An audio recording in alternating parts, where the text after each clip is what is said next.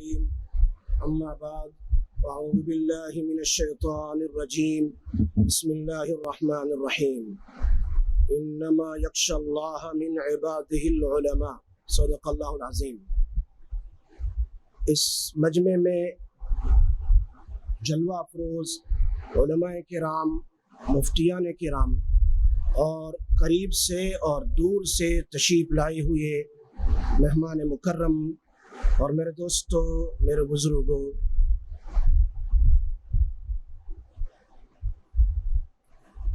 یہ بات بالکل مسلم ہے کہ جو آدمی دین کو سیکھے اور سیکھنے کے بعد اخلاص کے ساتھ دین پر عمل کرے اور اس کے دل میں امت کو دین کی طرف لانے کا جذبہ بھی ہو، اگر یہ تین چیزیں ہماری زندگی میں آ جائیں، خود بھی دین کو سیکھیں اور اس پر عمل کریں اخلاص کے ساتھ، اور امت محمدیہ صلی اللہ علیہ وسلم کو دین کی طرف لانے کی فکر کریں، تو اللہ کے نزدیک وہ موفق من اللہ ہو جاتا ہے۔ اللہ کے یہاں وہ چنیدہ ہوتا ہے۔ ہم نے بہت ساری کتاب علماء دیوبند کی اور ان کی زندگی پڑھی، قریباً کچھ عرصے پہلے کتاب سامنے سے مطالعے میں گزری۔ علماء دیوبند بر صغیر پاکستان، ہندوستان، بنگلہ دیش کے 313 علماء کے حسن معاشرت، حسن اخلاق، خدمت خلق، علم و فضل پر ان کی کرامات، عجیب عجیب باتیں لکھی بقول حضرت مولانا عطا اللہ شاہ صاحب بخاری رحمۃ اللہ علیہ نور اللہ مرکزہ فرماتے ہیں، لگتا ایسا ہے کہ صحابہ کرام کی جماعت یہاں سے گزر رہی تھی اور ایک جماعت علماء دیوبند کی شکل میں پیچھے چھوڑ کر چلی گئی۔ حضرت مولانا علی میاں صاحب ندوی رحمت اللہ علیہ فرماتے ہیں کہ اگر تمہیں محمدی دین سیکھنا ہو، اگر تمہیں محمد صلی اللہ علیہ وسلم کا دین سیکھنا ہو تو علماء دیوبند سے سیکھو۔ اور پھر آگے فرمایا ملفوظات میں کہ حضرت مولانا قطب الاقطاب مولانا زکریا صاحب رحمت اللہ علیہ نور اللہ مرکزہ سہرانپوری ثم المہاجر المدنی ایک مرتبہ آخری ایام میں بہت بیمار ہوئے اور رمضان کا عشرہ آ گیا، اعتکاف میں بیٹھنے کے دن قریب ہوئے، لیکن آپ زمین پر بیٹھتے تھے تو اٹھ نہیں سکتے تھے،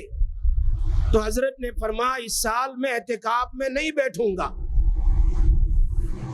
تو آپ کے خاص مریدین نے حضرت سے فرمایا ہم آپ کے لیے ایک بیڈ کا انتظام کر دیتے ہیں تاکہ آپ کو زمین سے اٹھنا نہ پڑے، تکلیف نہ ہو۔ حضرت نے فرمایا میں ابھی تمہیں جواب نہیں دیتا، میرا مفتی آئے گا، اس کو پوچھ کر مسئلہ پوچھ کر جواب دوں گا۔ حالانکہ خود اتنے بڑے مفتی ہیں، خود اتنے بڑے محدث ہیں جن کی اوجز المسالک کو دیکھ کر علماء عرب حیران ہیں، اتنے بڑے شیخ ہیں، لیکن فرمایا جب تک میرا مفتی، کون مفتی ان کے؟ مفتی محمود حسن صاحب گنگوئی رحمت اللہ علیہ نور اللہ مرکزہ، جنہوں نے فتاوی محمودیہ لکھی ہے 31 جلدوں میں، فرمایا وہ آئیں گے اعتکاف میں بیٹھنے کے لیے، میں ان سے مسئلہ پوچھ لوں گا، اگر مناسب وہاں کہے تو بیٹھ جاؤں گا، بیڈ کا انتظام کر لیا جائے گا۔ جب حضرت مفتی صاحب تشریف لائے، فرمایا مفتی صاحب یہ لوگ مجھے ایسا پوچھ رہے ہیں میں کیا کروں؟ فرمایا بالکل جائز نہیں۔ کیا فرمایا؟ بالکل جائز نہیں ہے۔ فرمایا حضرت مولانا زکریا صاحب نور اللہ مرکزہ انہیں میرا مفتی نہ کہہ رہا ہے، اب میں بیٹھ لا کر نہیں بیٹھوں گا، منع کر دیا۔ جب سب لوگ چلے گئے تو حضرت مفتی صاحب سے کہا، مفتی محمود حسن صاحب سے، کہ اللہ کے رسول صلی اللہ علیہ وسلم کے لیے کرسی لائی گئی اور آرام کے لیے کچھ میٹرس بھی لایا گیا، تو آپ نے کیوں منع فرمایا؟ فرمایا میرے حضرت وہ تو صحابہ تھے،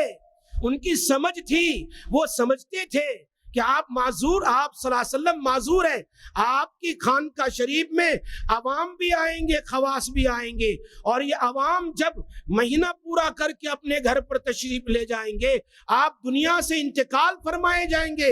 جائیں گے تو یہ لوگ اس بات کو دلیل بنائیں گے کہ حضرت نے رکھا ہے، وہ یہ نہیں سمجھیں کہ حضرت معذور تھے، حضرت نے رکھا تھا بیڈ، تو پھر بعد کے زمانے میں ساری مسجدیں سے بیڈ سے بھر جائے گی، پوری مسجد بیڈ سے بھر جائے گی، اس لیے میں نے مناسب سمجھا، آئندہ حالت کو سامنے رکھ کر میں نے منع کر دیا۔ یہ تھے مفتیان کرام۔ فرمایا تم نے صحیح کہا، بجا کہا۔ مولانا زکریا صاحب رحمت اللہ علیہ علی میاں صاحب فرماتے ہیں اگر محمدی دین سیکھنا ہو آؤ علماء دیوبند کی خدمت میں بیٹھو اور ان سے دین کو سیکھو، آپ کو پتا چلے گا کہ انہوں نے اپنی زندگی میں کتنی محنتیں کی ہے اور کیسے سنتوں پر عمل کیا ہے۔ بقول حضرت مولانا تھانوی رحمت اللہ علیہ، اشفری صاحب تھانوی رحمت اللہ علیہ، میں اندر میں بہت ڈیپ میں جانا نہیں چاہتا ہوں، میں اسی ایک بات کو بیان کرنا چاہتا ہوں ہمارے حضرت شیخ مولانا یوسف صاحب نور اللہ مرکزہ کے لیے، کہ حضرت مولانا اشفری صاحب فرماتے ہیں بہت عجیب بات، ایک جگہ پر فرمایا کہ اگر کسی نے ایک مرتبہ مولانا قاسم نانوتوی رحمت اللہ حضرت علامہ انور شاہ صاحب کے پیچھے نماز بھی پڑھ لی ہے، میں امید کرتا ہوں اللہ اس آدمی کی مغفرت کر دے گا، اس لیے کہ علامہ انور شاہ صاحب اسلام کی علامت ہے۔ انور شاہ صاحب نے لکھا اس بات کو، یہ اسلام کی علامت ہے، یعنی اگر اسلام سچا نہ ہوتا تو انور شاہ صاحب جیسا اسلام قبول نہ کرتا۔ اور جب بیان القرآن لکھ کر ختم کر دی تو کیا فرمایا؟ حضرت علامہ انور شاہ صاحب کی توصیف کے بعد اب مجھے کسی اور کے پاس چیک کروانے کی ضرورت نہیں ہے۔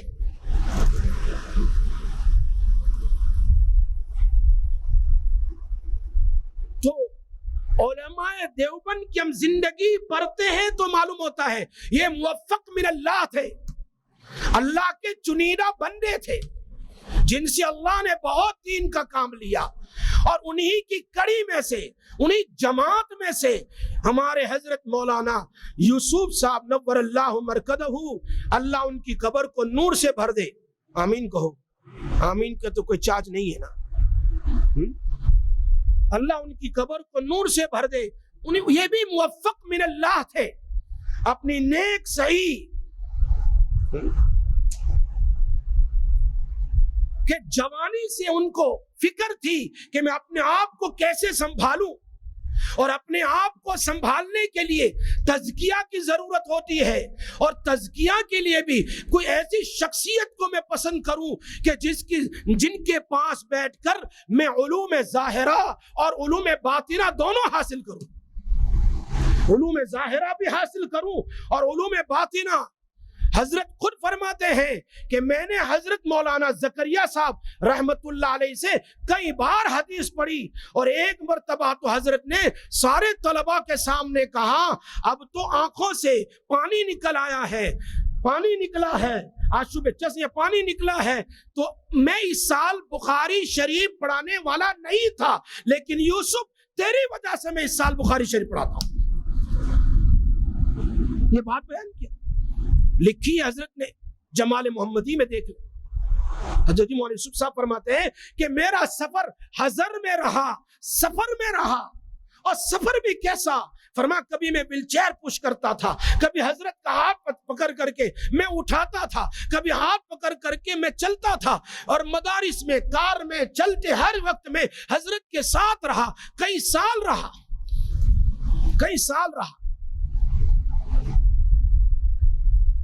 اور حضرت کے مولانا یوسف صاحب مطالعہ رحمت اللہ علیہ کے دل میں اپنے حضرت کی، اپنے شیخ کا عشق اور محبت بہت کوٹ کر بڑھا ہوا تھا، بہت محبت کرتے تھے اپنے شیخ سے، اور جو بندہ اپنے شیخ سے محبت کرتا ہے وہ بہت جلد اکتساب فیض حاصل کرتا ہے، اپنے شیخ کی زندگی سے فیض کو حاصل کر لیتا ہے، اور ان کی ریاضتوں محنتوں کو دیکھ کر حضرت شیخ الحدیث مولانا زکریا صاحب نور اللہ مرکزہ جوانی ہی سے حضرت مولانا یوسف صاحب رحمت اللہ علیہ سے محبت اور عشق کرنے لگے، محبت کرنے لگے۔ اب جب ایک مرید جن کے دل میں شیخ کی محبت ہو اور شیخ کے دل میں مرید کی محبت ہو تو وہ اپنے شیخ کا منظور نظر کیسے بن جاتا ہے، کتنا قریب ہوتا ہے، کتنا قریب ہوتا ہے، اندازہ کیجئے۔ اطاعت رسول جب آپ نے لکھی 69 میں، حضرت جی مولانا یوسف صاحب رحمت اللہ علیہ کی کتاب اطاعت رسول ہے، 69 میں حضرت نے کتاب لکھی اور لکھ کر کے اس کو بھیجا سہارنپور حضرت کے پاس۔ حضرت مولانا زکریا صاحب رحمت اللہ علیہ کی پیرانہ سالی چل رہی، مفتی تقی الدین صاحب دامت برکاتہم العالیہ آج بھی موجود ہے، ان سے کہا اس کے صفحے در صفحے کو میرے سامنے پڑھو، ہر صفحے کو پڑھتے جاؤ، پڑھتے گئے، جہاں کچھ لکھوانا تھا، جہاں کچھ اشکال تھا وہ حل کرواتے۔ جب کتاب مکمل ہو گئی اخیر میں اشتہار چھپوایا،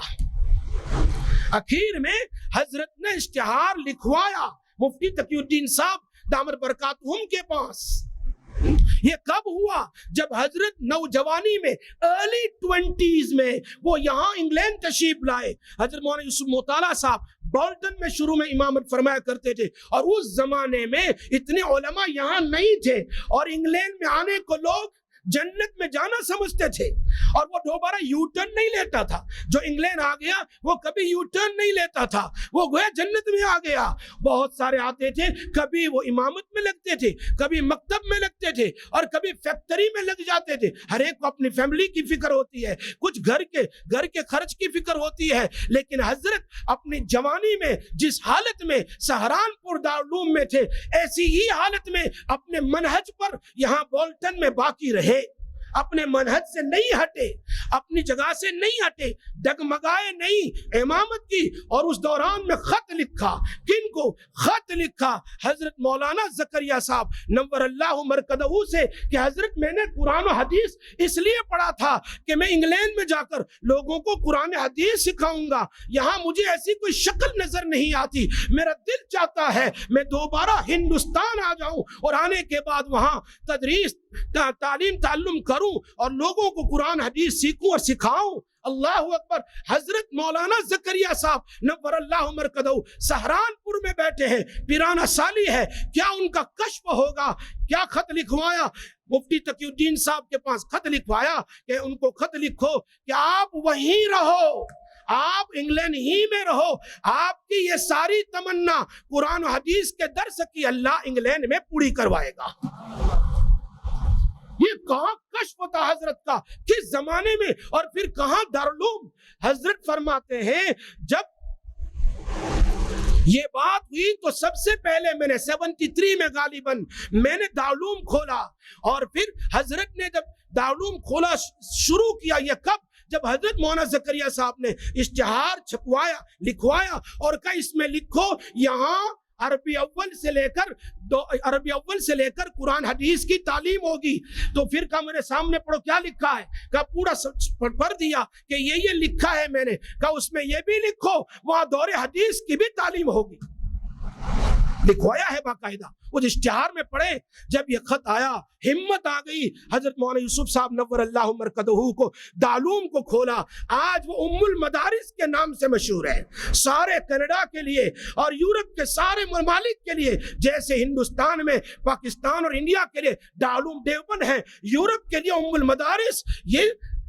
بڑی کا دارالعلوم ہے۔ یہ حضرت جی کی سب سے بڑی محنت اور اللہ والوں کی نظر رحمت تھی۔ حضرت نے خود لکھا ہے، میرے استاد کے استاد حضرت بلبل گجرات حضرت مولانا احمد اللہ صاحب نور اللہ مرکزہ جو رانڈیر میں بخاری شریف پڑھاتے تھے، 74 میں غالباً پہلا جلسہ ہوا تھا یہاں دارالعلوم بڑی میں، حضرت یہاں تشریف لائے ہوئے تھے۔ اس وقت جو مکان تھا اس کے 200 سے 300 شیشے جو ہے ٹوٹے ہوئے تھے، اس میں گویا پانی بارش میں ہوتا جاتا تھا، تالاب بن جاتا تھا، سامنے گراج تھا، گراج کو کلین کروایا اور کلین کروا کر کے اس میں جلسہ رکھا گیا۔ حضرت مولانا احمد اللہ صاحب نے اس کے بعد فرمایا دیکھو دیکھو اس بلڈنگ سے مجھے نور نکلتا ہوا اور ساری دنیا میں پھیلتا ہوا نظر آ رہا ہے۔ کیسا پھیلا حضرت کا نور؟ حضرت نے خود لکھا، حضرت مولانا یوسف صاحب نے، بات تو بہت لمبی ہے، چلو یہی بند کر دیتا ہوں ورنہ بہت تفصیلی بات تھی کہ یہ حضرت کی محنت پر اور حضرت کے شاگرد کہاں پھیلے جو حضرت نے لکھا ہے۔ میں نے ایک مرتبہ خواب میں دیکھا حضرت کے انتقال کے بعد، واللہ اس مجمع میں بیٹھا ہوں، حضرت کے انتقال کے بعد حضرت میرے گھر پر مکہ مکرمہ کے کوئی ایک محتمیم صاحب ان کے ساتھ دارالعلوم سہولیت کے تھے، وہ میرے گھر پر تشریف لائے، فرمایا ناشتہ تیرے گھر ہوگا، میں چلا جاؤں گا۔ مجھے حضرت سے بڑی دلی محبت تھی اور ان کے کارناموں کو دیکھیے۔ آخری بات، جب آدمی جوانی میں محنت کرتا ہے، فارغ ہونے کے بعد اللہ اس کو موفق من اللہ بناتا ہے کہ ان کے ذریعے سے ساری دنیا میں کام کو عام اور تام کر دیتا ہے۔ یہ سارے مدارس حضرت کے لیے اصال ثواب ہے۔ اس میں سب سے بڑا مدرسہ ہمارا جامعہ خاتم النبیین ہے۔ حضرت مفتی سیف الاسلام صاحب نے کتنی کتاب لکھی، فرمایا اس کتاب کو لکھتے لکھتے میں نے کئی مرتبہ حضرت مولانا یوسف مطالعہ صاحب کو خواب میں دیکھا، اور فرمایا جب میں نے کتاب لکھ لی تو حضرت کے بارے میں مشہور ہو گیا کہ حضرت دوبارہ زندہ ہو کر تشریف لے آئے۔ اور حضرت مفتی صاحب فرما رہے تھے، مفتی سیف الاسلام صاحب، کہ حضرت نے میری اس کتاب کو دیکھی اور مجھ سے معانقہ کیا، بڑے خوش ہو گئے۔ تو یہ ایک مدرسہ ہے، ان مدارس بہت سارے ہیں کہ کتنی کتابیں، یہ سارا کا سارا اصال ثواب ہے ہمارے حضرت مولانا یوسف صاحب نور اللہ مرکزہ کے لیے، جن کی موت اللہ کے راستے میں آئی اور دین کے مقصد کے لیے گئے ہوئے تھے۔ گویا فی سبیل اللہ موت کا آنا، پھر عاشورہ کے دن میں موت کا آنا، پھر وہ اللہ کے محبوب بندے تھے، اللہ کے رسول کے بہت بڑے چہیتے تھے، اولیاء کرام میں سے تھے، کتنا بڑا درجہ ہوگا وہ آج ہی وہ لوٹتے ہوں گے جنت کی نعمتوں کو اپنی قبروں میں۔ میں دعا کرتا ہوں اللہ اس ام المدارس کو اور ان کے تحت چلنے والے پورے UK میں جتنے مدارس ہیں، اللہ ان کو ترقی پذیر عطا فرمائے، باقی رکھے، پڑھانے والے کو، پڑھنے والے کو، مدارس کو ہر قسم کے فتن سے اللہ حفاظت فرمائے اور حضرت کی قبر کو اللہ نور سے منور فرمائے۔ وآخر دعوانا ان الحمدللہ رب العالمین۔